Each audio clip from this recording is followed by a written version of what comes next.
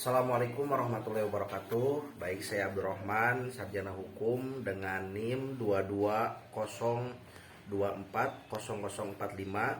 Universitas Islam Asy-Syafi'iyah, Fakultas Ilmu Hukum, Program Magister Hukum, Jakarta tahun 2025. Baik, di sini saya Abdurrahman akan menjelaskan tentang bagaimana transformasi hukum Islam dalam kaidah agama menjadi hukum positif. Ini penting kita bahas dan penting kiranya kita kaji bersama, karena jika ditinjau dari berbagai aspek, Indonesia ini adalah negara yang menganut aspek hukum demokrasi. Artinya secara hukumnya itu KUHP, warisan daripada pemerintahan kolonial Belanda pada saat itu, tapi secara historikal, sosial maupun kehidupan bermasyarakat di sini di Indonesia ini didominasi hampir 90% dengan mayoritas beragama Muslim. Baik, itu kiranya pokok menjadi bahasan saya, karena hukum Islam telah menjadi bagian integral dalam kehidupan umat Islam. Namun dalam konteks negara modern, penerapan hukum Islam seringkali mengalami perubahan dan adaptasi agar dapat diterima dalam sistem hukum positif. Proses transformasi hukum Islam ini ke dalam hukum positif menjadi isu yang penting dalam kajian hukum dan politik di berbagai negara. Nah, ini menjadi kajian yang penting karena apalagi di Indonesia memang secara kita meskipun menganut paham nenek moyang kita dengan semboyan Bhinneka Tunggal Ika, walaupun bermacam-macam tetapi tetap satu tujuan, tapi pada dasarnya Islam ini menjadi negara yang hari ini, atau Islam menjadi agama yang mayoritas di Indonesia. Dalam sejarah perkembangan hukum Indonesia, hukum Islam telah mengalami perjalanan panjang dalam upaya peningkatan berdasar ke dalam hukum norma sosial sejak masa kolonial hingga era reformasi hingga saat ini.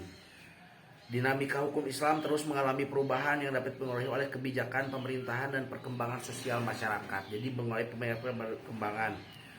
Di satu sisi terdapat pandangan yang mendukung penerapan hukum dalam sebagai nilai identitas hukum nasional yang berbasis nilai-nilai agama. Hal ini didukung oleh mayoritas penduduk Indonesia, tadi sudah saya jelaskan. Didukung oleh tadi masyarakat Indonesia yang beragama Islam. Dan ini menyebabkan tadi adanya transformasi dari hukum nasional, hukum negara menjadi hukum, ataupun dari hukum agama menjadi hukum negara. Selain itu, perkembangan globalisasi dan modernisasi juga membawa dampak terhadap pembangunan hukum Islam. Beradaptasi dalam hukum-hukum nasional mempengaruhi hukum internasional dan komitmen terhadap berbagai perjanjian.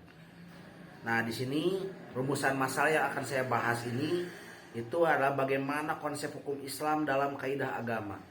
Itu terus yang kedua, bagaimana proses transformasi hukum Islam menjadi hukum positif. Dan juga yang ketiga, apa saja tantangan dan implementasi, implikasi dan transformasi ini. Nah, itu yang memang saya bahas. Tujuan daripada pembahasan ini pun tidak luput daripada bagaimana konsep hukum Islam dalam kaidah agama, terus menganalisis proses transformasi hukum Islam menjadi hukum positif, dan juga mengadaptasi tantangan dan implementasi dari proses tersebut.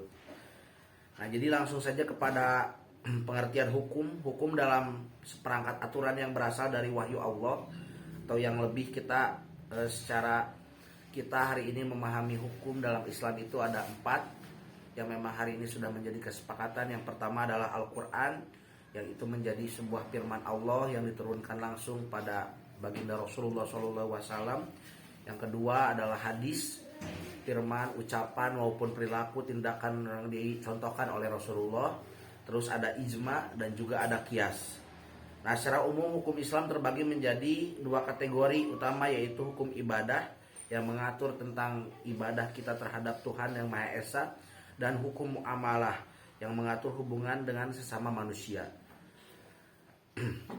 Nah, di sini pengertian hukum positif. Hukum positif adalah hukum yang berlaku dalam suatu negara yang ditetapkan oleh otoritas yang berwenang atau pemerintahan yang berdaulat. Hukum ini bersifat mengikat dan harus ditaati oleh seluruh warga negara tanpa memandang keyakinan agama tertentu. Artinya setiap orang yang berada di garis teritorial negara Indonesia wajib mentaati hukum positif ini, baik dia beragama Islam, Kristen, Protestan, Hindu, Buddha maupun yang lainnya. Dan juga keputusan lembaga peradilan hukum positif berfungsi untuk menciptakan ketertiban. Jadi seyogianya hukum ini adalah untuk tadi menciptakan sebuah keamanan, kenyamanan, ketertiban bagi setiap orang yang berada di garis teritorial yang hidup dalam lingkupan negara Indonesia. Proses hukum positif bersifat dinamis mengikuti perkembangan sosial, politik, dan ekonomis dalam suatu negara. Oleh karena itu, hukum positif dapat mengalami perubahan melalui proses legalisasi guna menyesuaikan dengan kebutuhan masyarakat yang terus berkembang dengan dinamika hukum positif yang menjadi instrumen utama dan mengatur kehidupan berbangsa dan bernegara secara adil dan berkeadaban. Jadi intinya hukum positif ini tadi mengatur tentang hari ini tidak bersifat baku, tapi ini bersifat dinamis, artinya dapat berubah kapanpun. Nah, konsep transformasi hukum Islam ke hukum positif itu dalam hukum positif menjadi hal yang berbagai mekanisme seperti kodifikasi, adaptasi, intervensi ulang, proses berkelanjutan menyesuaikan hukum Islam dengan sistem hukum nasional yang berlaku hingga dapat diterapkan dalam masyarakat yang memiliki keberagaman budaya dan agama. Dalam konteks Indonesia, transformasi hukum Islam telah berlangsung dalam berbagai aspek hukum yang diakomodasi ke dalam hukum positif. Beberapa contoh penerapan hukum Islam adalah hukum positif adalah 1. Hukum perkawinan. Nah, hukum perkawinan ini adalah salah satu contoh daripada hukum Islam yang diadaptasi menjadi hukum positif. Hukum perkawinan Undang-Undang Nomor 1 Tahun 1974 tentang perkawinan mengatur ketentuan hukum perkawinan yang banyak mengadopsi prinsip-prinsip hukum Islam, terutama bagi umat muslim. Terus dilanjutkan lagi perbankan syariah Undang-Undang Nomor 21 Tahun 2006. Terus dilanjutkan lagi dengan hukum wakaf dan berbagai hukum lainnya. Nah, hukum pidana, beberapa aspek hukum pidana Islam seperti pemberlakuan Quran syariah di konun syariah. Nah, Aceh ini menjadi negara yang hari ini mendapat keistimewaan, yaitu penerapan syariat Islam, yaitu konun syariah di Aceh, menunjukkan bagaimana hukum Islam dapat diciptakan dalam sistem hukum nasional dengan tetap menghormati prinsip hukum yang berlaku secara umum. Aceh memang menerapkan konun syariah khusus karena dulu itu sudah menjadi peraturan presiden, yang Aceh hari ini menjadi daerah khusus dengan daerah-daerah yang lainnya. Contoh Papua, ibu kota Jakarta. Nah, Aceh salah satu daerah yang tadi Aceh tidak akan lepas dari Indonesia dengan satu syarat, yaitu ingin melaksanakan konun syariah, dan akhirnya Aceh melaksanakan konun syariah tanpa mengabaikan hukum-hukum secara umum yang berlaku. Nah, di sini kodifikasi hukum Islam dalam sistem hukum nasional. Proses kodifikasi hukum Islam dalam sistem hukum nasional terjadi melalui pembentukan undang-undang yang berlandaskan nilai-nilai Islam. Kodifikasi ini bertujuan untuk memberikan kepastian hukum dan memastikan bahwa prinsip-prinsip hukum Islam diterapkan dalam sistem hukum yang lebih luas. Contohnya adalah Undang-Undang Perkawinan Nomor 1 Tahun 1974. Itu salah satu contohnya. Lalu di mana peran lembaga negara transformasi hukum? Lembaga negara melalui peran strategis dan proses transformasi hukum menjadi hukum positif, yaitu ada Mahkamah Agung. Nah, di sini melalui peradilan agama berperan mengangkat hukum Islam dalam ranah peradilan bagi umat muslim. Mahkamah Konstitusi juga memiliki kewenangan dalam menunjukkan konstitusional aturan-aturan hukum yang diintegrasikan ke dalam hukum nasional. Itu implementasi hukum Islam dalam hukum positif.